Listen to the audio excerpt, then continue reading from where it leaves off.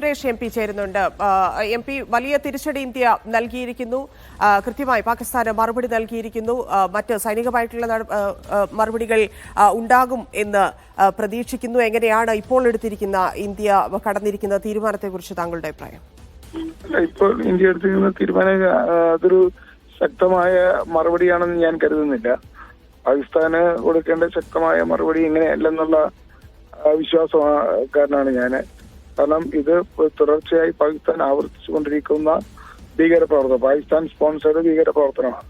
ഇതിനു മുമ്പും നമ്മൾ ഇതുപോലെ ആക്രമണങ്ങൾ, പാകിസ്ഥാന്റെ ടെററിസ്റ്റ് പാകിസ്ഥാന്റെ സ്പോൺസേഡ് ഭീകരാക്രമണം ഉണ്ടായപ്പോൾ ഇതുപോലുള്ള തീരുമാനങ്ങൾ നമ്മൾ എടുത്തിരുന്നു. പക്ഷെ ആ തീരുമാനങ്ങളൊന്നും ഫലപ്രാപ്തിയിലെത്തിയില്ല. ഇതുപോലെ പാകിസ്ഥാൻ നമ്മുടെ അംബാസഡർമാരെ തിരിച്ചു വിളിക്കുക, അതുപോലെ പാകിസ്ഥാനുമായിട്ടുള്ള കരാറുകൾ റദ്ദാക്കുക, വിമാന സർവീസ് പാകിസ്ഥാന്റെ ഇന്ത്യയിലൂടെ പറക്കാൻ അനുവദിക്കാതിരിക്കുക, ഇങ്ങനെയൊക്കെയുള്ള പല തീരുമാനങ്ങളും മുമ്പും പാകിസ്ഥാന്റെ സഹായത്തോടുകൂടി ഭീകര പതാക്രമണം ഉണ്ടായപ്പോൾ ഇന്ത്യ ഗവൺമെന്റ് തീരുമാനിച്ചിട്ടുണ്ട്. പക്ഷെ വീണ്ടും ഈ അതിക്രമങ്ങൾ തുടർന്നുകൊണ്ടേയിരുന്നു. ഏറ്റവും ഒടുവിൽ ഗവൺമെന്റുണ്ടായ ആക്രമണം അത് നമ്മുടെ രാജ്യത്തെ തന്നെ മൊത്തത്തിലുള്ള ഒരു രാജ്യത്തിന് നേരെയുള്ള മൊത്തത്തിലുള്ള ഒരു ആക്രമണമായിട്ടാണ് അതിനെ കാണുന്നത്. അതെല്ലാം വിനോദസഞ്ചാരികളായി അവിടെ പോയവർ നിരപരാധികളെയാണ് വെടിവെച്ചു കൊണ്ടിരിക്കുന്നത്. അതുകൊണ്ട് ഇത് ഒരു ഗുണപരമായ ഒരു തീരുമാനമാണെന്ന് ഞാൻ കരുതുന്നില്ല. ഓക്കെ, അവിടുത്തെ ഒരു സുരക്ഷാ വീഴ്ച അത് സ്വാഭാവികമായിട്ടും ഇന്ന് ചർച്ചയായിട്ടുണ്ടാവില്ല. എങ്ങനെ തിരിച്ചടിക്കാം എന്നതിലേക്കായിരിക്കും ചർച്ചകൾ പോയിട്ടുണ്ടാവുക.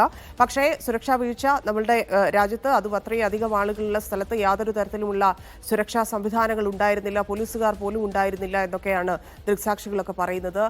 അതിനോട് പ്രതിപക്ഷം ഏത് രീതിയിലായിരിക്കും ഇപ്പം ഓൾ പാർട്ടി മീറ്റിംഗ് ആവശ്യപ്പെട്ടിട്ട് അത് അംഗീകരിക്കാൻ സാധ്യതയില്ലെന്നും അറിയുന്നുണ്ട്. അതിനെ സംബന്ധിച്ച്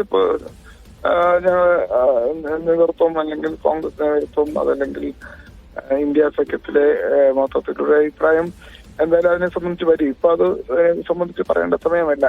കാരണം ഇന്നലെയാണ് ആക്രമണം ഉണ്ടായത്. ഇന്ന് അവരുടെ ഡെഡ് ബോഡി ശരീരങ്ങളെല്ലാം തന്നെ ബന്ധുക്കൾക്ക് വിട്ടുകൊടുത്ത് അതിന്റെ സംസ്കാര ചടങ്ങുകളും ഇന്നും നാളെയോട്ടൊക്കെ നടക്കുന്ന ദിവസമാണ്. ആ ഒരു സന്ദർഭത്തിൽ ഏതെങ്കിലും തരത്തിലുള്ള കുറ്റം ആരോപിക്കാൻ ഇപ്പൊ കഴിയില്ല. എങ്കിൽ പോലും ഇതിനെ സംബന്ധിച്ച് തീർച്ചയായും പ്രതിപക്ഷ പാർട്ടി നേതാക്കന്മാരുടെ ഭാഗത്തുനിന്നും, പ്രത്യേകിച്ചും മുഖ്യ പ്രതിപക്ഷ കക്ഷിയായ കോൺഗ്രസ് പാർട്ടിയുടെ ഭാഗത്തുനിന്നും വളരെ താമസിച്ചതിനെ ഇതിനെ സംബന്ധിച്ച് വ്യക്തമായ പ്രതികരണം ഉണ്ടാവും.